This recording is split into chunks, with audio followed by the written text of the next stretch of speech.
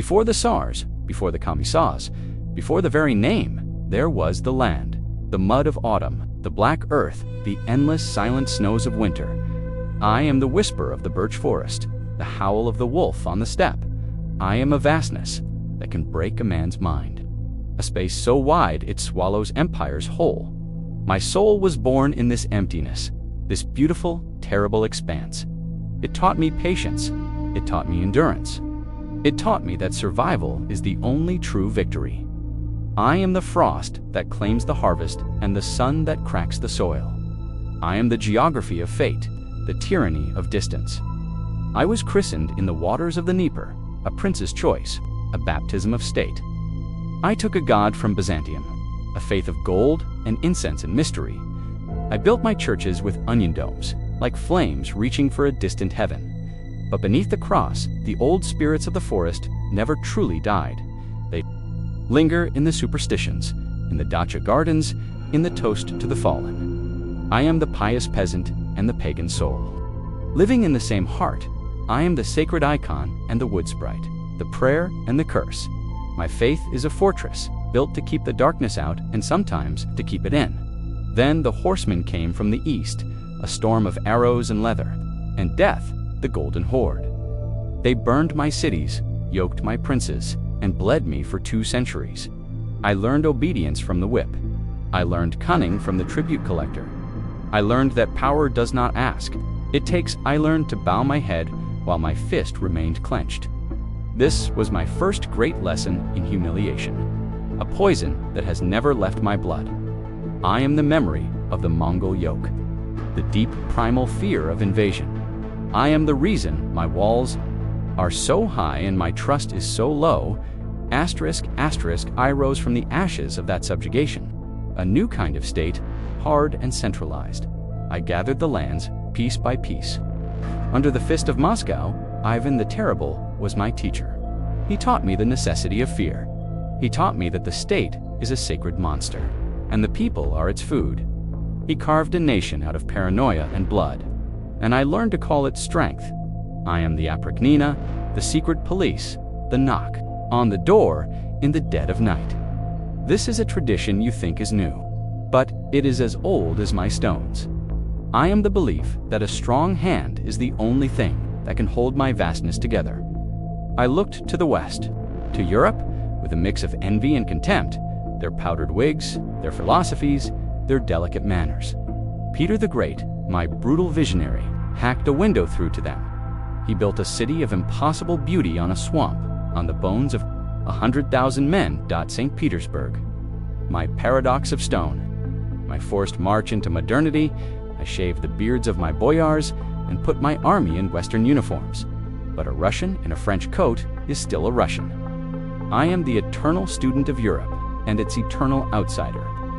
I am the bridge that belongs to neither shore, my people, my dark, deep, soulful people. They can drink until they see God. They can write poetry that breaks the heart of angels. They can endure hardships that would shatter other nations. They carry the weight of my history in their bones. In their sad, wise eyes, they know that life is tragedy, punctuated by moments of fierce, desperate joy. I am the tears in the song, the darkness in the joke, the fatalism in the shrug. I am the Russian soul, a thing you Westerners love to talk about, but will never understand. It is a gift, and it is my curse. The Tsars grew heavy with jewels and arrogance. They danced in their winter palaces while the countryside starved. The house of Romanov, a gilded cage, deaf to the rumbling beneath the floor. I was the peasant's prayer for rain, curse on the foreman. I was the student's forbidden book, the anarchist's bomb. A slow-burning rage gathering for centuries, waiting for a spark. I am the whispers of revolution, the promise of a world turned upside down. I am the hunger for justice that becomes a hunger for vengeance. And the spark came. A German train carrying a sealed idea, a man named Lenin. He offered them a simple, brutal gospel: peace, land, and bread. He promised to break the world and build it anew, a paradise for the proletariat. The old eagle was torn down, and in its place, I raised a red flag with a hammer and a sickle. The Soviet Union, my greatest, most monstrous creation. I traded a god in heaven for a god on earth. The party. I am the storming of the Winter Palace, the birth of a new age in fire and blood.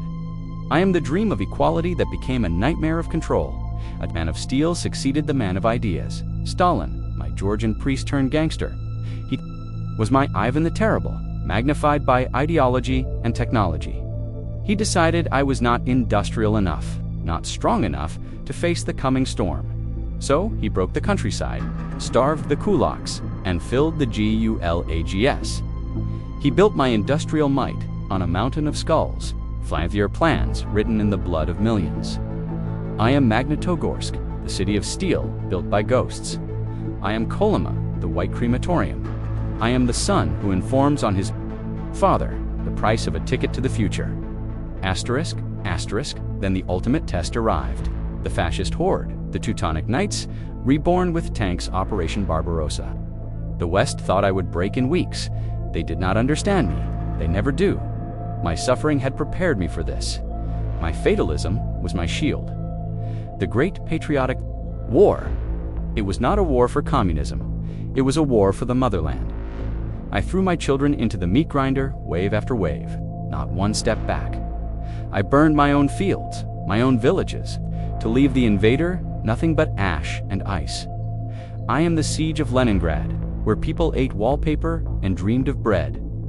I am the 27 million dead, a number so vast it loses meaning, a scar on the soul of the earth. I marched to Berlin. I raised my red flag over the Reichstag. I had saved the world from fascism. This is a truth you conveniently forget. I had paid the butcher's bill for the whole of Europe, but my victory was also my tragedy. Had defeated one tyrant only to solidify the rule of my own. I liberated nations only to chain them to my will. I am the liberator who became the occupier, the hero who became the jailer. I am the Warsaw Pact, a cage of nations held together by the threat of my tanks. The world was split in two, between my idea and the idea of my rival across the sea. The Cold War, a silent, deadly struggle fought in the shadows. I built a wall of concrete and barbed wire to keep my people in. I sent my spies, my agents, my assassins, to fight a war of whispers. I matched them missile for missile, bomb for bomb. I put the first man in space, a triumph of my will over my poverty. I was a superpower, feared and respected, but I was a superpower with rotten foundations, a giant with feet of clay. Asterisk, I am the lie of Pravda, the illusion of prosperity, the Potemkin village on a global scale. The machine began to rust from within. The lies grew too heavy to carry. The economy, built for tanks, could not produce shoes. The people saw the glittering world outside my walls, and the gray reality within. A new man came, one with a birthmark on his head, and he spoke of openness, of restructuring. Glasnost Biarastroika. He thought he could reform the system, let a little air into the sealed room. He did not understand that the system was the seal once cracked. It was doomed to shatter. The wall came down, not pushed by an army, but chipped away by ordinary people with hammers and hope. My empire in Europe crumbled in a matter of months.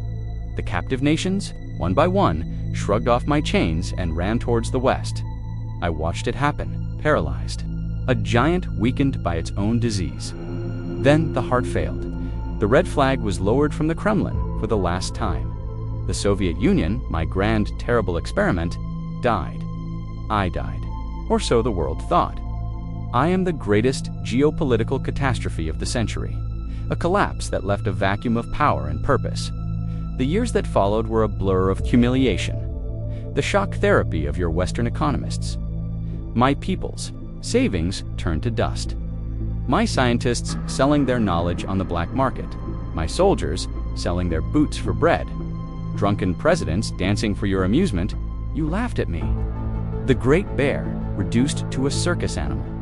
You sent your advisors, your corporations, your missionaries to teach me how to be like you. You thought you had one? You thought history was over. I am the bitterness of the 1990s, a decade of shame that forged the resolve of the next generation. Asterisk, asterisk, while you were celebrating your victory. I was learning. I watched as you expanded your military alliance, NATO, right to my doorstep. You promised my dying leaders you would not move it 1 inch. To the east, a promise you broke before the ink was dry. You bombed my Slavic brothers in Serbia, and I could do nothing but watch and protest.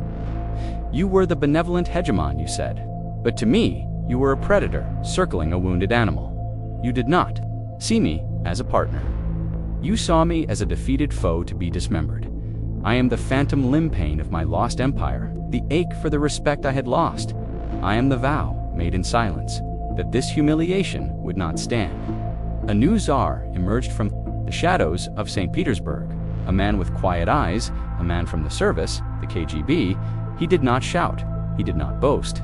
He spoke your language of laws and markets, but he was forged in the crucible of my collapse, and he carried my grievance in his heart. He began to gather the pieces to rebuild the power vertical. He tamed the oligarchs who had plundered me, or he drove them out. He restored the pride of my army, the reach of my intelligence services. He reminded my people that I was not a beggar nation, but a great power. I am the quiet restoration, the slow, patient reassertion of the state. You did not take him seriously. At first, you looked into his eyes and saw a soul you thought you could work with. You did not understand that his soul was my soul, a soul that remembers the Mongol yoke, the Napoleonic invasion, the Nazi onslaught, a soul that believes the world is a dangerous place, and that weakness is death. He began to speak of spheres of influence, of a multipolar world. He was telling you that the holiday from history was over. You were not listening. I am the speech in Munich, the first open challenge, the drawing of a red line. I began to test the boundaries, to push back a short, sharp war in the Caucasus in Georgia, to punish a protege of yours. A warning shot, a declaration that my near abroad was not your playground. You condemned me, you sanctioned me, but you did nothing. You had your own wars in the desert, your own troubles. I saw your weakness, your division, your weariness. I learned that your condemnations were words, but my tanks were real. I am the calculus of power, the rediscovery of an old and brutal arithmetic. Then came my brother, my cradle, my other self. Ukraine, a land so intertwined with my own history that I cannot tell where I end and it begins. The Rus of Kiev, my own birthplace. You tried to take it from me, to pull it into your orbit, your alliance. A dagger pointed at the heart of my nation. You sponsored a revolution, a coup. On the Maidan, you replaced a leader friendly to me with one friendly to you. You thought I would let it happen. You thought I would stand by and watch my own history be erased and turned against me. You had forgotten who I am. I took back the jewel of the Black Sea. Crimea, without firing a shot, my soldiers, the little green men, were polite, professional, and undeniable. It had always been mine, a gift from a foolish commissar in a moment of whimsy. My people celebrated. It was the first time since the collapse that we had taken something back, a taste of restored glory. Then I lit a fire in the east, in the Donbass, a simmering war, a bleeding wound to keep Ukraine unstable, to keep it out of your hands. I am the hybrid war, the plausible deniability, the weaponization of information. I learned these tricks from you, by the way. I am a very good student. Asterisk, you sanctioned me. You isolated me. You tried to turn me into a pariah. You thought you could cripple my economy, foment dissent, bring me to my knees, but you do not understand my people. Hardship does not make us weaker. It makes us harder. Your pressure only solidified their support. For the state, you united us against you. I am the fortress economy, the import substitution, the turn to the east. I am the bear that retreats into the forest to lick its wounds and grow stronger. I intervened in the sands of Syria, a place you had given up for lost. I propped up a falling ally, destroyed your jihadist creations, and redrew the map of the Middle East. I showed the world that I was back as a global player, that I was a more reliable partner than you, who abandons your allies on a whim. I sat at the table with all sides, the broker of power. I am the return to the world stage, no longer a regional power, but a global one. I am the proof that there is more than one way to order the world. You screamed about my interference, my hacking, my disinformation. You accused me of meddling in your sacred elections. Perhaps I did. Perhaps I only held up a mirror to the cracks that were already in your own society. You created the internet, this digital battlefield, but you never thought it would be used against you. You are the sorcerer whose apprentice has learned the spells. Sowed chaos? Yes, the same chaos you sowed in my country in the 1990s. I am the weaponization of truth and lies, the blurring of reality until nothing is certain. I am the ghost in your machine, the doubt in your heart.